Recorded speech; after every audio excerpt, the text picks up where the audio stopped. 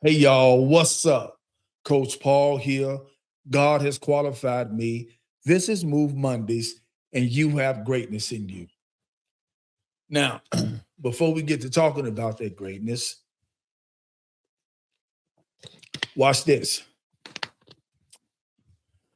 If you don't move, that person, those people, those places, those things, those thoughts, those ideas, those ways, and in some cases, if you don't move you, it's going to end up moving you to a place that I promise you don't want it to move you to. All right. And let's get going with what we're going to be talking about today. Uh, last week, I did a reel or two that talked about the mustard seed and our greatness. And I made a connection. And this is one of the things that I'm going to be talking about today with this episode of Move Mondays. And here's one of the reasons why, because Jesus talked about if we had faith of a mustard seed, what that faith could do, right? And the reason why I chose this one is because I thought about or I learned some of the characteristics of a mustard seed. A mustard seed is the smallest seed and it produces much crop or the largest crop. In many cases, that's our greatness. Our greatness has the same characteristics. It may seem small, but it's designed to produce the largest of crops. Because again, I want y'all to understand, just like that seed, whatever it is designed for someone to feed off of. Our greatness is supposed to do the exact same thing.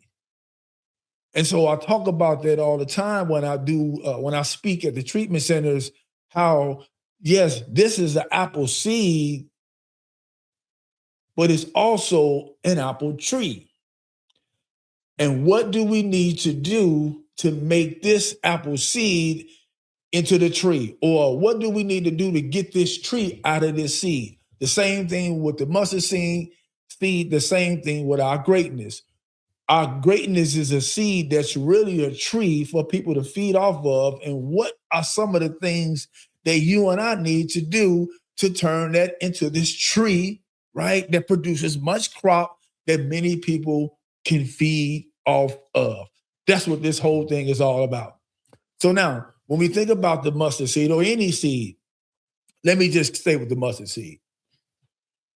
First thing about a mustard seed, it must be soaked or submerged underwater for a period of time.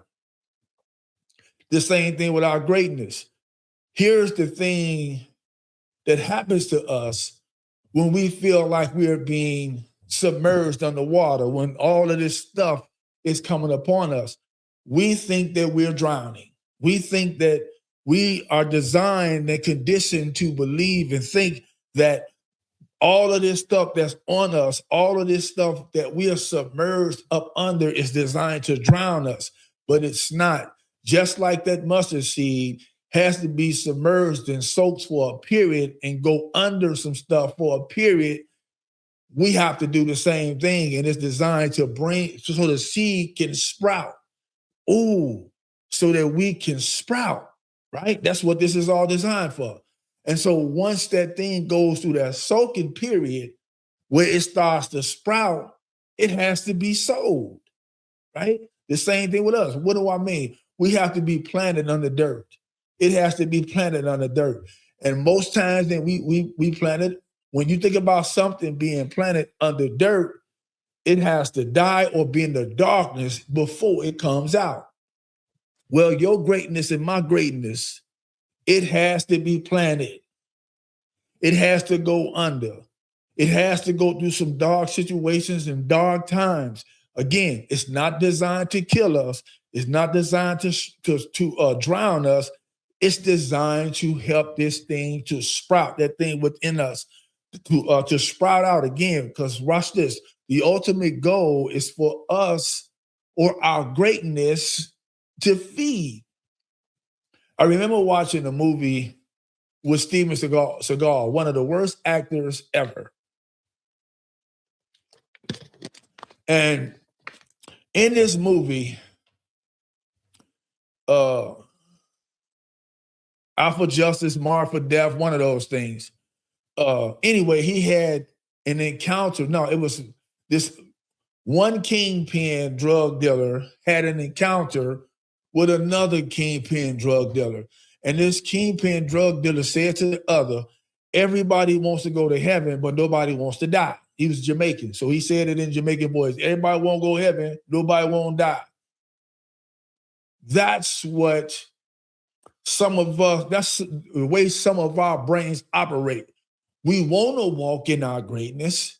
We want the greatness to be developed and do all of the wonderful things that's attached to it. But we don't want to go under in order to get it developed. We don't want to go under in order to get it to sprout. We don't want to go under. We don't want to go through nothing. We just want it to happen. And the thing about it, just like that mustard tree, just like that apple tree or any other thing that's supposed to feed us, it's not going to happen without it going through its processes. Hear what I just said. It's not going to happen and become what it is unless it go through its processes. And that's the exact same thing when it comes to our greatness. We have to go through these processes. But again, we have to be soaked in some situations. We're not drowning. We have to be put under and in the dark. It's not designed to kill us. The other thing that has to happen, so after we go through the soaking process, after we went through these storms, after we went through these rains, after we went through these winds, after we went through all of these things and got rooted and grounded and sold and start to build or form a root in order for us to grow up. We are just like that mustard tree or whatever tree, whatever you're growing, in order for us to grow up and to continue to grow, we have to have a certain level and measure of light, right? That's what it has to have in order for it to grow. It has to have direct sunlight in some cases, and sometimes it has to have just an indirect encounter with sunlight. The same thing with us. What do I mean by that in terms of our greatness? In order to care for and critique our greatness, develop our greatness, and help our greatness to continue to grow, we got to directly be in some of these groups, some of these circles, some of these communities that's going to help care and nurture it. And in some cases, we'll have to do it indirectly. What do I mean by that? Some of these rooms we got to go sit in personally. Some of these circles we got to go sit in personally. Some of these tables we have to sit at personally. So, and in some cases we can get that nurturing and that care, and that light indirectly. So, but here's the thing: just like with that seed, we got to know when are those times most important. So am I supposed to be in some indirect sunlight right now? Or am I supposed to be in some direct sunlight right now? Which one of these am I supposed to be in at any given time? Because let me say this to you all, just like a seed or a tree or a plant that we're trying to grow, if it doesn't get the right thing at the right time, it won't grow. That's the exact same thing with your greatness in mind. If it doesn't get the right exposure, the right things at the right times, in the right spaces, in the right communities, in the right tables, in the right audiences, in the right rooms, it won't grow. And so I'm hoping you understand that some of these things that I'm talking about. And I'm going to ask this question: where is your seed? Is it like the guy in the Bible that talked about the talent that you gave me? I went and hid it because I was scared. Oh, some of us, the reasons why our greatness isn't developed and feeding others is because we're scared and we go in and bury it. Well, there's going to be a consequence. Because again, these things are designed to feed. to feed, not for us to keep to ourselves. So are you in the soaking stages? Find that out. And if you are in the soaking stages, find out what you need to do. One of the things that you don't need to do is drown, because that's the soaking stage is just not designed for you to drown. It's designed for it to burst through so that it can start to sprout, right? Are you in places in terms of sowing? Are you planted somewhere so that you can get some root? Where are you planted at? Who are you planted with so that you can get some root? Where's the care at? How are you critiquing your gift? How are you cultivating your gift? How are you cutting things off that's not a part of your gift? How are you pruning your gift so that this thing could grow and feed? This is what we want to have some conversations around on this episode of Move Mondays. Your gift is like a mustard seed. My gift is like a mustard seed.